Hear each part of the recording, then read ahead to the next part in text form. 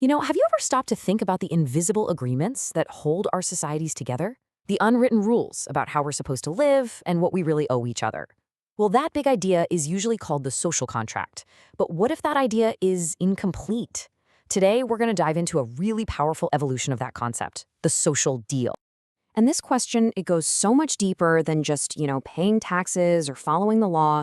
It really cuts to the very heart of what it means to be part of a community. What do we as people, as citizens, truly owe one another? So to even begin to answer that, we've got to start with the classic idea. It's been a cornerstone of political thought for centuries, from thinkers like Locke and Rousseau, and it's called the social contract. You can kind of think of it as the original rulebook for how society is supposed to work. Okay, so at the very core of the traditional social contract is this idea called distributive justice. Now, it's a fancy term, but the concept is actually pretty simple. It's all about making sure the pie, all the resources, the wealth, the opportunities a society has, is divided up fairly. The main goal here is to make sure everyone gets their rightful slice.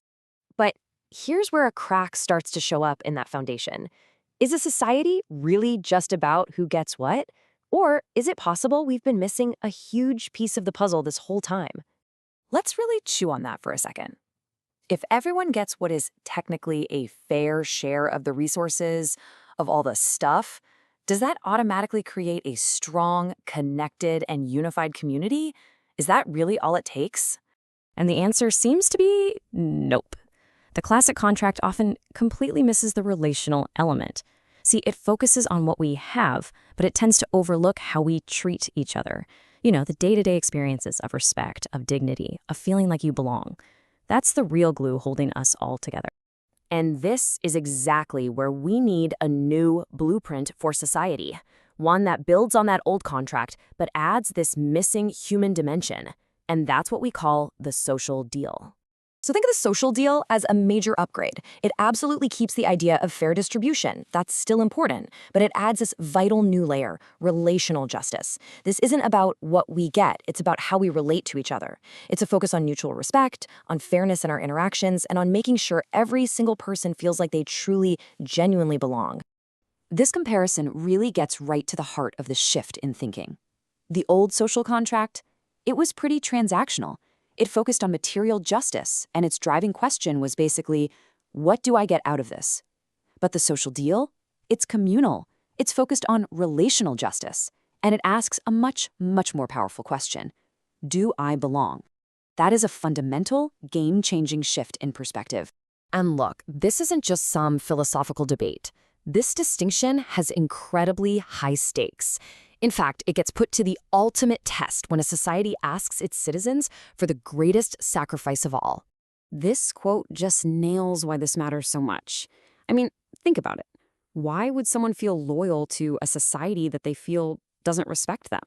If you feel like the system is rigged against you or your family, that fundamental sense of duty, of patriotism, it just naturally starts to fall apart. And this reveals the logic of what we call mutual fairness. It's a two-way street, right? When a citizen contributes, sometimes with everything they have, they do it with this implicit trust that society is going to hold up its end of the deal. And that means treating them and their loved ones with fairness and respect. That powerful back and forth, that give and take, that is the absolute bedrock of trust. And this trust, it isn't some abstract philosophical ideal. No way. It's incredibly concrete. It's the belief that your children will have the same opportunities as everyone else, that they won't be held back or judged just because of their background. That is a deal worth fighting for. So what's the ultimate payoff here? Why does this deal matter so much? Well, this isn't just about making people feel good. It's about building a society that can actually function, that can endure, and that can stay truly united. And upholding this deal, well, it requires real active work. It means intentionally breaking down barriers, whether they're based on social class or status. It means ending stigma, making sure there's genuine equal access for everyone, and actively fostering a culture of inclusion and mutual respect. It doesn't just happen on its own. At the end of the day, this is the goal. The social deal is what builds that foundation for deep trust and a real shared sense of belonging. It's the essential glue.